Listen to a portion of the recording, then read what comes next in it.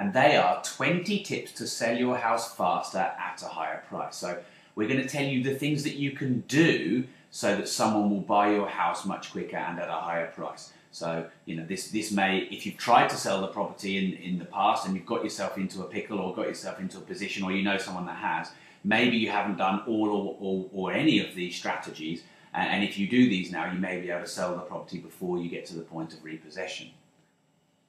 Okay, so, and incidentally, these tips and tricks are designed to sell your house faster, but also at a higher price. You could consider selling your house at a reduced price if you're very desperate and if you're getting close to repossession, and sometimes that is the best option for somebody. Providing you're not really close and there is enough time for a house sale to go and to happen, then you can do one or all or many of these. So number one, refurbish your home. Now this is quite simple and you can do it very cost effectively. The amount of houses that we see that are really quite dirty and dilapidated, and you can't see the full glory and all the benefits of the house because you can't see through the dirty wallpaper, the dirty carpet, the dirty curtains. It does not take a lot for a fresh lick of paint to wash some carpets, to wash curtains, to present a house properly, because remember, someone who buys it wants to feel like they can live in it themselves. And this seems like something that's quite simple, but so many properties we see just really been let go. So it's definitely worth investing some time and a small amount of money in getting your property to the state where you'd like to see it when you would buy it. You don't have to go into all sorts of fancy works, or you don't want to make anything too specific or, you know, too of a certain style, because the person coming in might not like it. But if you keep it really simple, really clean, really open, really bright, you can use mirrors, you can use lighter coloured paint, lighter coloured carpet, though not too light, to make give you appearance of your property being much more light and open and bigger. All those little things will help. Which moves us on to the second one, which is present and dress your house as best you can. So they say that curb appeal is really important. Mark, what kind of things can people do to get the front of their property looking good? And then we'll go on to the inside, because that probably is one of the most important parts. Yeah, we've just finished a refurb on a property we're going to sell, so it's very important that the curb appeal is there on this property. Obviously, when somebody pulls up, they see the property from the car, they've immediately got to imagine themselves living there. And there's a lot of aspirational factors, you know, they'll be thinking about what their friends think when they pull up, and neighbours, and, you know, they really want their house to look good. So what can you do? Well, we quite like putting, like wrought iron railing up, or you know, at least some nice kind of fencing which defines the property and makes it all look nice, clean and tidy. We certainly clean the front up, so, you know, we may put some stones down, maybe some wood chippings, and just generally sort out the shrubbery and maybe put some flowers in. Just make it look like a nice home.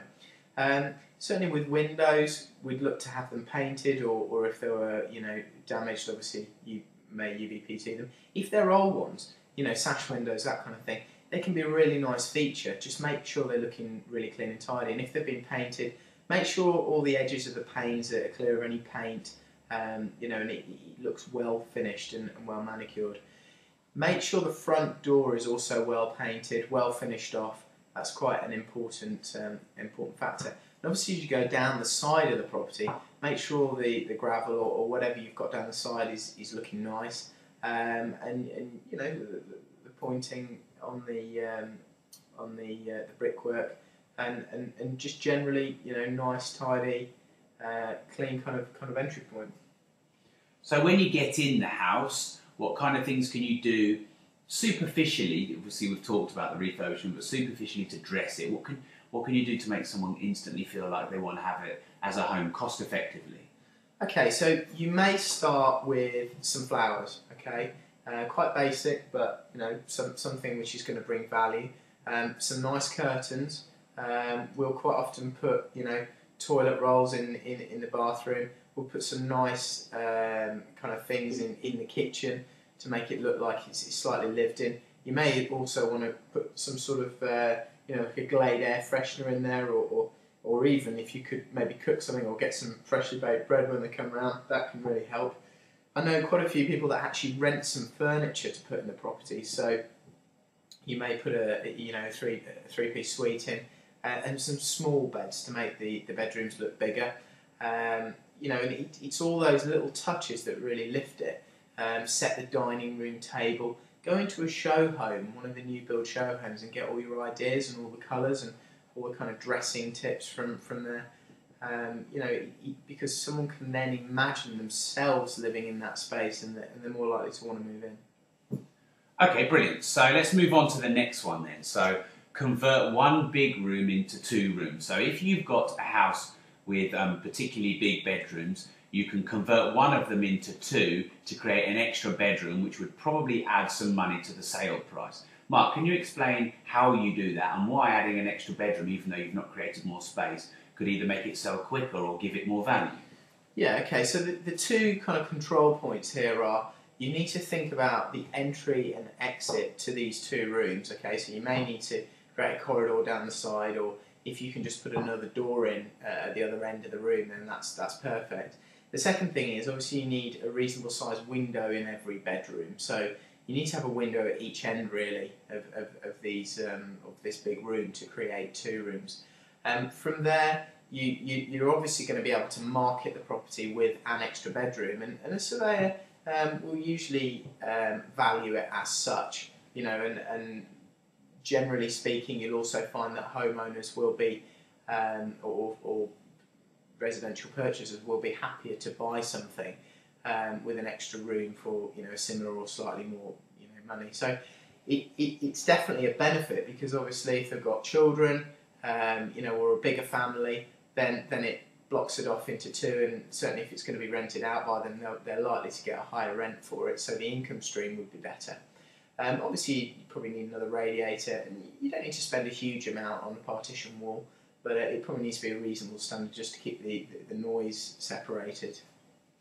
Okay, excellent. So opening up the planning of the property, the plan. So we've done many conversions where it's been more financially beneficial for us to actually move rooms and open up the plan of a house or a flat. So Mark, can you just explain how we've done that and how someone can open up a plan to add value? Yeah, I think especially downstairs with the kitchen, the dining room, and maybe the living room, you know, these are very sociable areas of properties, and a lot of people like to congregate in the kitchen, maybe, you know, kitchen diner. If you've got a property that lends itself, maybe you could open that all up all the way through, so that you can go out through maybe a conservatory into the garden. That can really add value, because it just adds to that communal family type nature of a property, and a lot of people see benefit in that. It creates space, it creates light, people feel like it's open area, and they just feel like they're happier living there, and they may pay more for it. But this is very specific to properties that lend themselves, properties with, you know, a large downstairs, and maybe rooms that kind of, they're in a line, they go, you know, one to the other. Obviously, if you're going to remove walls, you need to make sure if they're supporting wall that you get, you know, all done properly, and you probably need to get a surveyor in to check it afterwards, lintels, all that sort of stuff. So it's probably easier if you can just take out non-supporting walls, partition walls, and leave the kind of supporting walls as they are, because it can get very costly. Okay, so number 5 then, using agent type boards to market your home. It's amazing the amount of real estate, if you like, or space that you have within your garden to advertise.